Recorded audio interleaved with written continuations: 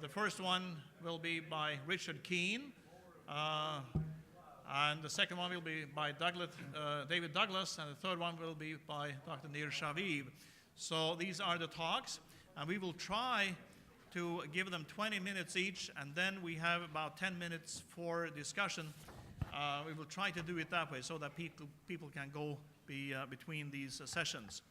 So Richard Keene, he's a meteorology instructor with the University of Colorado, and he has published extensively in the international literature. And I've heard about volcanoes with relation to climate before by Lamb and Boudico, but I don't think they ever were at the moon. So I think you have something new to tell us. So please. Okay. Thank you. Actually, I've never been at the moon either. Unfortunately, I'm somewhat envious of Jack Schmitt. However, the moon does play a role in the study I'm reporting on. So here we go, volcanoes and climate change since 1980, a view from the moon. I'm going to start off with what the basic question is, and the basic question is, since 1980, the global climate has warmed about 1/4 degree. There's quibbling about the magnitude of it, but what I have here is the microwave sounding unit satellite data, global average temperature, courtesy of Roy Spencer and Company. And by the way, Roy is giving a talk, and I believe he will be using the same data tomorrow morning, but actually coming to a somewhat different conclusion if I read his abstract correctly. But that's how science works. Anyway, here we have 29 years of data, and you can see before 1985, generally cooler, before 1995, generally cooler, since 1995, somewhat warmer than average, and I've exaggerated the scale. I should point out on the left-hand side, we got the scale in degrees. The changes are small. We're talking about very small changes here, and I also colorized it the way NOAA does to emphasize warming by bright red colors for the upward pointing boxes, but you can see that over the past 30 years or so, there's been a warming. So I'm not accused of cherry picking data. Here is data courtesy of Jim Hansen and Company at NASA GISS, and it pretty much shows the same story, cool, then warm. Basically, it looks about the same. The difference is within a few hundredths of a degree in terms of the change. Biggest difference I see here is that the 1998 El Nino doesn't show up as great here as it does in the microwave sounding unit data. So, we have this warming since 1980, magnitude order of 1/4 degree between the first 15 years and the second 12 or 15 years. There's no shortage of possible causes, and here's a list of some of them.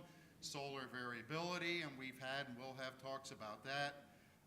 Surface and cloud albedo variations, like some people talk about the ice cap changing, and also cloudiness, and there's actually some pretty good data about cloudiness. Also moon-based, I might add, and I'll refer to Paye et al., Big Bear Observatory, and they look at the reflection of the Earth off the moon, and the brightness of that gives a good record of the net albedo, the reflectivity of the Earth.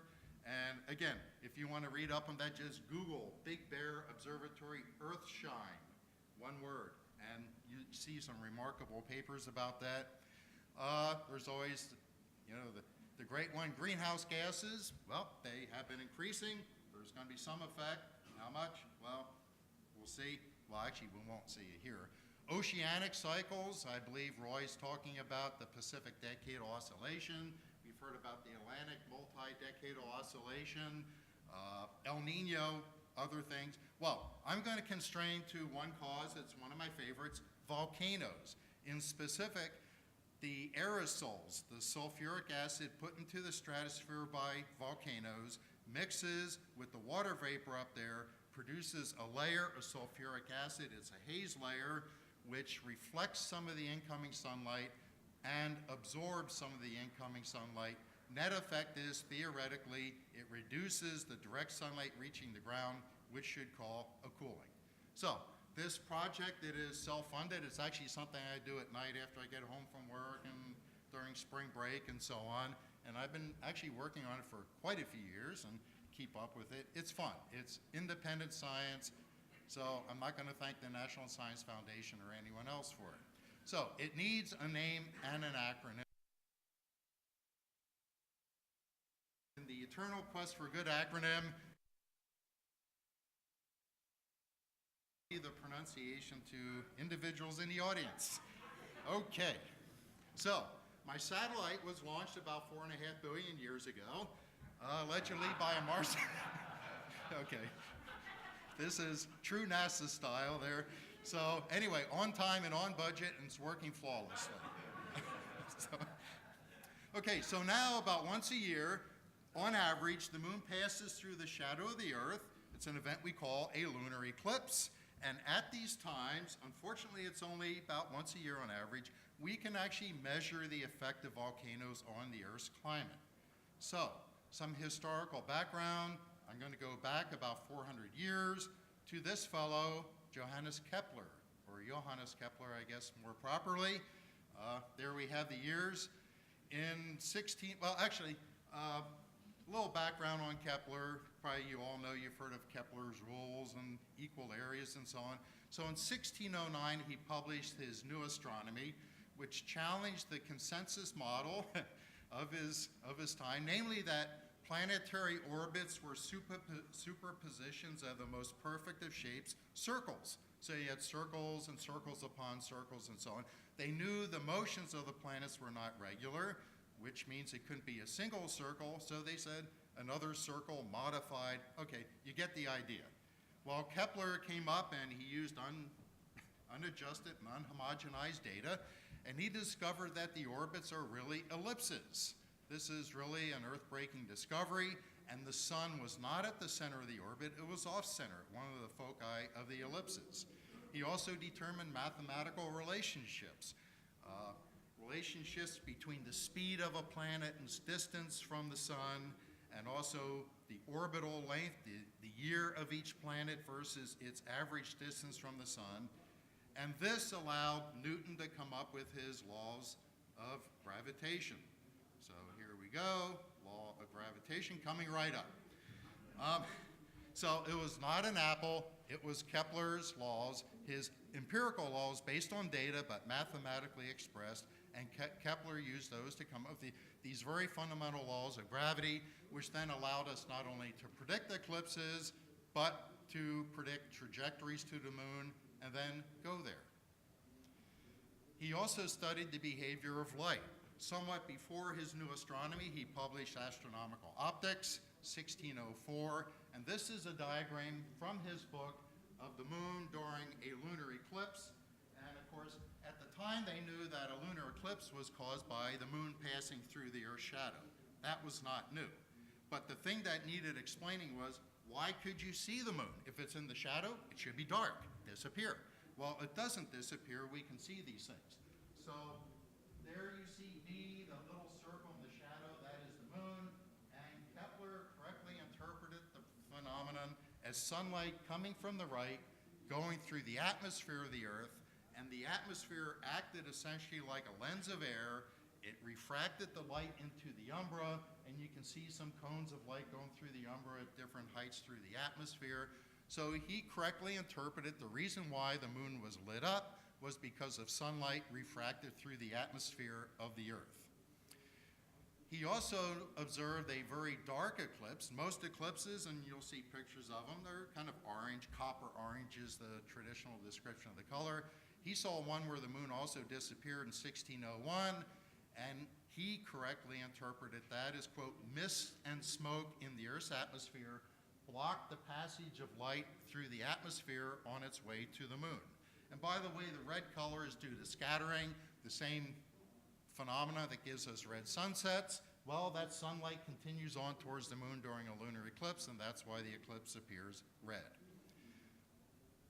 Here's the view from the moon. So the title is honest.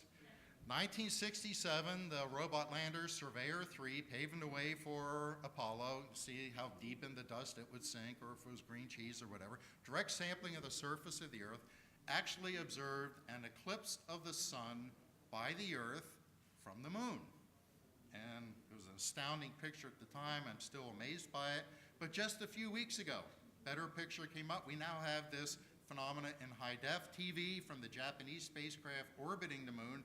And there's a picture of the sun, the diamond ring effect of the sun coming out from behind the Earth from a total eclipse of the sun by the Earth as seen from an object orbiting the moon. I don't know about you, but I'm just amazed every time I see imagery like this and how it's done. From Earth, though, we're looking the other way, and we see there, Jack Schmidt was here, and that is where he was. I'm not sure I can name the place, but that was his location. It was what? Taurus Littrow. Oh, there you are. Hi. Okay, Taurus Littrow. So this is a lunar eclipse. It is nice and red due to scattering of blue light out by the atmosphere and the red light continuing on. So, lunar eclipses now, what do these tell us about volcanoes? Well, most of the sunlight that illuminates the moon, as you saw in Kepler's diagram, it is bent, but it's bent at different angles depending on the height through the atmosphere. Here you can see light going through the troposphere. The lowest atmosphere closest to the Earth is bent the most, so it actually misses the moon. It comes down and goes that way and goes up that way, and also it's obscured by clouds and dust and all sorts of junk in the Earth's atmosphere. If you go up to the mesosphere, 30, 40, 50 miles up, the bending is very slight. It also misses the moon. However, the stratosphere is in the right place, the right density, the right gradients, et cetera, so most of the light that illuminates the moon is shining through the stratosphere above the troposphere of the Earth. And if you put dirt in there, or mist and smoke, as Kepler said, you're dirtying the lens, the eclipse could become darker. So the stratosphere is normally a pretty clear place. Here's a picture taken, sunset, sunrise picture from Space Shuttle. And down at the bottom in the orange is all the weather, thunderstorms, cirrus clouds, cumulus, everything else. But above it, in sort of that bluish-white area, that is the stratosphere. And you've all been in the stratosphere. Flying here, you probably got up into it. It's clear. However, once in a while, something like this happens. This is the Iccc volcano in Kamchatka, 1994, I believe. And it is sending up ash and stuff. And then some of that, if the volcanic eruption is vigorous enough, goes into the stratosphere. Well, the ash is not an issue. That falls out within days. Like the Mount St. Helens ash, most of it fell out a few hundred miles downstream. It's gone. Some of it made it to Colorado, but really it has a short life. But what it does shoot up in great quantities is sulfur dioxide, which mixes with H2O to make H2SO4, I believe it is. Anyway, sulfuric acid droplets in the stratosphere. It creates a haze. And after the eruption of Pinatubo in 1991, here's a picture from the space shuttle at sunset. And you can see the lower clouds, the thunderstorms, the cirrus and everything. But this very dark layer here, this is volcanic stuff, sulfuric acid droplet layer in the stratosphere. These things have a lifetime of a few years, 2-3 years maybe 5 years maximum, as they decay and the sulfuric acid droplets sift down into the troposphere and then mix with rain, and then they fall out. Here are some pictures of dark eclipses. I showed you a picture of a nice copper-orange eclipse. Well, here's one after Pinatubo, and literally occurs once in a blue moon. In this case, the orange light was totally blocked. The only light making it to the moon was this bluish light that passes through the ozone layer, and the ozone layer actually removes the red light, so what remains is blue. So you have this blue lighting of the moon. It's not the true definition of a blue moon, but indeed the moon is blue. Here's another one after El Chichon volcano in Mexico, 1982. And you can see it's very dim because the streaks there are stars, time exposures. The exposure on this was 2 or 3 minutes. It took that long an exposure to get the image. And here's the granddaddy of them all in my book, at least in the past century, December 1963, after the eruption of Agung in Indonesia. And that was the darkest eclipse since the infamous Tambora in 1815, 1816, the year without a summer. And this one I actually saw, and this is the event that tweaked my interest in this topic. I read an article in Sky and Telescope about it a month later, and I was like, man, this is neat, you know? Keep tabs on this one. So here's a comparison of 2 eclipses. The one on the left is taken with the same telescope as the one on the right. The one on the left was sort of a normal eclipse, clear stratosphere. The one on the right is after a volcano. Again, same telescope, same exposure, same film, back in the days when we had film. Big difference, factor of 400 in difference in brightness. The effect is not subtle. So, that's cute, nice pictures, but we need some numbers. The idea of science is to find the obvious and put some numbers to it, so here I go. So, a little bit of theory, I'm going to go through this fairly quickly. You calculate the bending of light through different layers of the atmosphere, lower down, closer to the Earth, where the atmosphere is thicker, more bending. You calculate the spreading of the light because you have the dispersion. You put clouds in the troposphere, and anyway, I do some assumptions, get some numbers, and what ends up is that the brightness of the moon depends on its distance from the Earth and its path through the shadow. Closer to the center, the darker it is. Closer to the edge, the brighter it is. Closer to the Earth, the deeper in the shadow it is geometrically and darker. So what I can do is come up with a theoretical prediction of the brightness of the moon during an eclipse, assuming no volcanic dust. And then here's some text, one of those dreaded text slides. You observe the brightness of the eclipse. You compare the observed brightness in stellar magnitudes with the predicted. Observed minus calculated is due to volcanoes, and turns out it's almost entirely due to volcanoes. Other effects are trivial. And due to the grazing path, it's a very sensitive indicator because the path length of light going horizontally through the atmosphere is about 40 times the vertical thickness of the volcanic layer. Okay, and then I do some adjustment, and we can't avoid doing adjustment in this business. So if there's a hemispheric bias, like the volcanoes in the northern hemisphere and the eclipses in the southern, you ratchet the results up a little bit. If the volcanoes in the same hemisphere, you ratchet it down a little bit. But those adjustments are small, factor of about 20%. Also, eclipses, they occur when they want to. Volcanoes occur when they want to. And you don't always have an eclipse at the proper time after a volcano. So if, like in the case of Pinatubo, you see the P's there, the first eclipse was 2 years after the eruption. So what I did is a composite decay curve based on a whole bunch of volcanoes, 4 volcanoes, and so I could extend the Pinatubo data back up to the extrapolated maximum. And here's the results, the aerosol optical thickness. The horizontal scale is the years, and I found some observations in the 1880s involving Krakatoa, but most of the record starts in 1960. There is data for other periods, but actually going back to Kepler, I just haven't had time to go around analyzing all that. The vertical numbers here are optical thickness, 0, 0.05, 0.10. 0.10 would be a 10% dimming of the direct beam of light coming down from the sun. So pretty strong reduction. So Pinatubo is about 15% reduction of the direct beam of sunlight.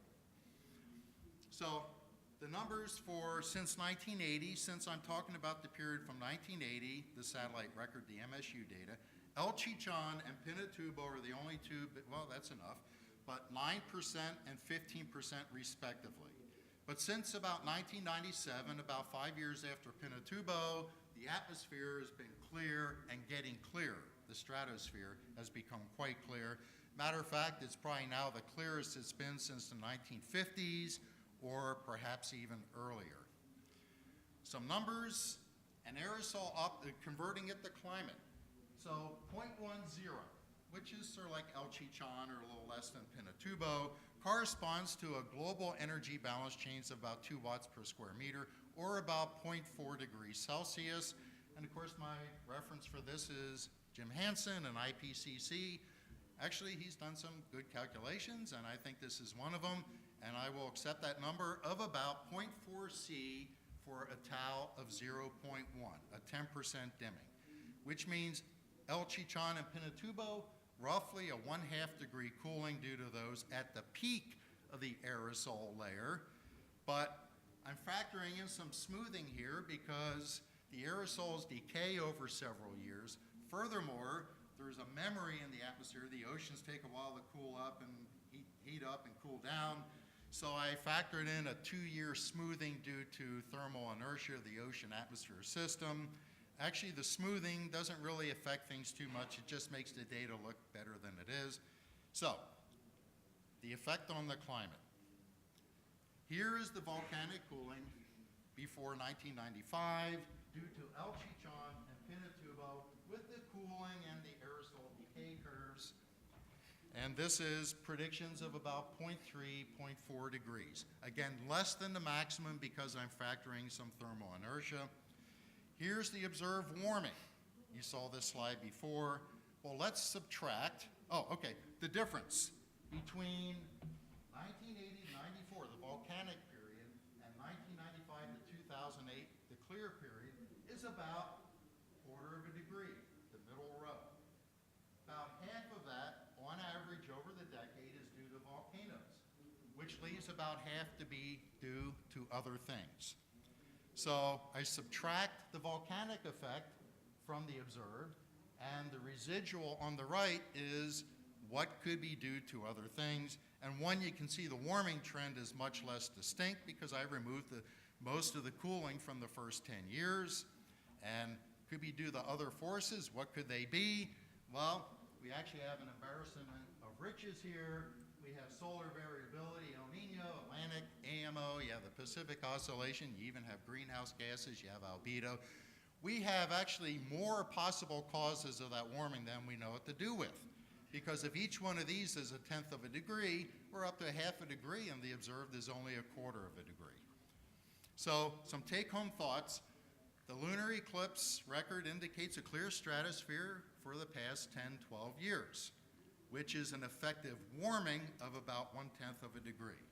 The absence of volcanoes then explains about half of the observed warming, and that leaves the other 0.1 degree, that all of 0.1 degree, to be shared by the others. And there we have solar, oceanic, albedo effects, and again, even greenhouse gases. So the next total lunar eclipse, 2010, we'll see how clear the atmosphere is then. And thanks from the lunacy team, the observers, and it's actually part of the fun of this is communicating with people all over the world, and they send their observations in quite willfully. And don't miss my book signing tonight. Okay.